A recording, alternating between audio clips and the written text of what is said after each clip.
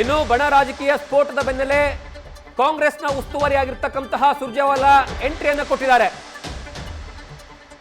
ಜಟಾಪಟಿಗೆ ತೇಪೆ ಹಚ್ಚುವಂತಹ ಮಾತುಗಳನ್ನಾಡಿರುವಂತಹ ಸುರ್ಜೇವಾಲಾ ಸಿಎಂ ಸಿದ್ದು ಮತ್ತು DCM DK Shivakumar ಅವರೊಂದಿಗೆ ಚರ್ಚೆ ನಡೆಸಲಾಗಿದೆ. ಆ ಮೂಲಕವಾಗಿ ಮತ್ತೊಂದು ಆರೋಪವನ್ನು ಮಾಡಿರುವಂತದ್ದು, ವಿಪಕ್ಷಗಳ ಮೇಲೆ ನೇರವಾದಂತಹ ಆರೋಪವನ್ನು ಮಾಡಿದ್ದಾರೆ.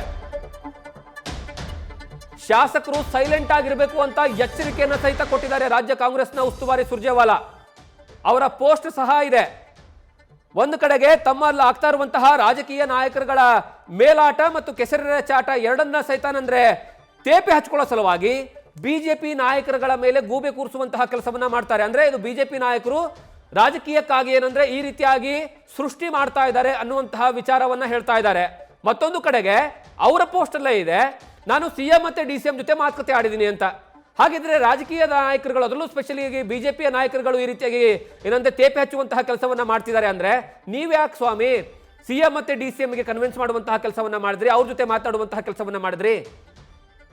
ಸುರ್ಜೇವಾಲಾ ಅವರ ಸ್ಟೇಟ್ಮೆಂಟ್ ಪ್ರತಿ ಬಾರಿಯೂ ಸಹ ಕಾಂಗ್ರೆಸ್ನಲ್ಲಿ ಆಗ್ತಾ ಇರುವಂತಹ ಪ್ರತಿ ಬೆಳವಣಿಗೆಯ ಸಂದರ್ಭದಲ್ಲೂ ಅವರು ನೇರವಾಗಿ ತಮ್ಮ ಪಕ್ಷದಲ್ಲಿ ಆಗ್ತಾ ಇರ್ತಕ್ಕಂತಹ ಬೆಳವಣಿಗೆಗಳ ಬಗ್ಗೆ ನೇರವಾಗಿ ಹೇಳಿರುವಂಥದ್ದು ಇಲ್ಲವೇ ಇಲ್ಲ. ಅವರು ಇಲ್ಲಿ ನಿಂತ್ಕೊಂಡು ಹೇಳಿರ್ಬೋದು, ಅಥವಾ ದೆಹಲಿಯಲ್ಲಿ ನಿಂತ್ಕೊಂಡು ಹೇಳಿರ್ಬೋದು, ಅಥವಾ ಎಐಸಿಸಿ ಕಚೇರಿಯಲ್ಲಿ ನಿಂತ್ಕೊಂಡು ಹೇಳಿರ್ಬೋದು, ಎಲ್ಲೇ ನಿಂತ್ಕೊಂಡು ಹೇಳಿದ್ರು ಸಹಿತ ಅವರ ಫಸ್ಟ್ ರಿಯಾಕ್ಷನ್ ಬರುವಂಥದ್ದೇ ಇದೆಲ್ಲವೂ ಮಾಡುವಂಥದ್ದು ವಿಪಕ್ಷಗಳು. ಈಗ ವಿಪಕ್ಷದ ನಾಯಕರುಗಳೇ, ವಿಪಕ್ಷದ ಶಾಸಕರುಗಳೇ ಏನಾದರೂ ದೆಹಲಿಗೆ ಬಂದಿದ್ದಾರಾ? ವಿಪಕ್ಷದ ಶಾಸಕರುಗಳೇ ಬಂದು ಏನಾದರೂ ಹೈಕಮಾಂಡ್ ನಾಯಕರನ್ನ, ನಿಮ್ಮ ಹೈಕಮಾಂಡ್ ನಾಯಕರನ್ನ ಭೇಟಿ ಮಾಡ್ತಿದ್ದಾರಾ? ಸ್ಟೇಟ್ಮೆಂಟ್ಗಳನ್ನು ಕೊಡ್ತಿರೋದು ಯಾರು? ಕಾಂಗ್ರೆಸ್ನ ಶಾಸಕರುಗಳು. ಬಣ ರಾಜಕೀಯ ಮಾಡ್ತಿರೋದು ಯಾರು? ಕಾಂಗ್ರೆಸ್ನ ಶಾಸಕರುಗಳು. ಮತ್ತೊಂದು ಕಡೆಗೆ ಮೀಟಿಂಗ್ಗಳನ್ನು ಮಾಡ್ತಿರೋದು ಯಾರು? ಕಾಂಗ್ರೆಸ್ನ ಶಾಸಕರುಗಳು. ಡಿನ್ನರ್ ಮೀಟಿಂಗ್ ಅನ್ನು ಮಾಡ್ತಿರೋದು ಯಾರು? ಕಾಂಗ್ರೆಸ್ನ ಶಾಸಕರುಗಳು.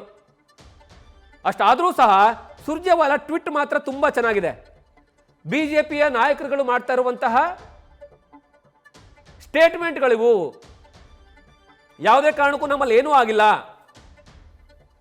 ನೀವು ಎಷ್ಟೇ ತೇಪೆ ಹಚ್ಚುವಂತಹ ಕೆಲಸ ಆದರೂ ಸಹ ಕರ್ನಾಟಕದ ರಾಜಕೀಯ ವಿಚಾರದ ಬಗ್ಗೆ ಇಂಚಿಂಚು ಮಾಹಿತಿ ಕರ್ನಾಟಕದ ಜನರಿಗೆ ಗೊತ್ತಾಗ್ತಾ ಇದೆ.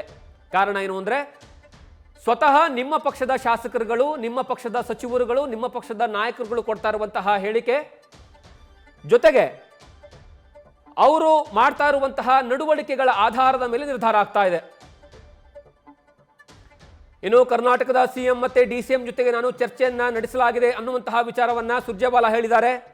ಇದು ಅಪಪ್ರಚಾರದ ಉದ್ದೇಶಪೂರ್ವಕವಾಗಿ ನಡೀತಾ ಇರುವಂಥದ್ದು. ಸೋತ ಬಣದಿಂದ ಬಳಲ್ತಾ ಇರುವಂತಹ ಕರ್ನಾಟಕದ ಬಿಜೆಪಿ ಈ ರೀತಿಯಾಗಿ ಮಾಡ್ತಾ ಇದೆ. ಸರ್ಕಾರದ ಭರವಸೆಗಳನ್ನ ದುರ್ಬಲಗೊಳಿಸುವಂತಹ ಉದ್ದೇಶ ಇದರಲ್ಲಿ ಅಡಗಿದೆ. ಅನಗತ್ಯ ಹೇಳಿಕೆಗಳು, ಊಹಾಪೋಹಗಳಿಗೆ ಕಾರಣವಾಗ್ತಾ ಇದ್ದಾವೆ. ನಾಯಕತ್ವ ವಿಷಯದ ಬಗ್ಗೆ ಶಾಸಕರು ಮಾತನಾಡಬಾರದು, ಇದು ನಿಜವಾದಂತಹ ಮಾತು. ಯಾಕಂದ್ರೆ ತಮ್ಮ ಶಾಸಕರೇ ಮಾತಾಡ್ತಾ ಇದ್ದಾರೆ.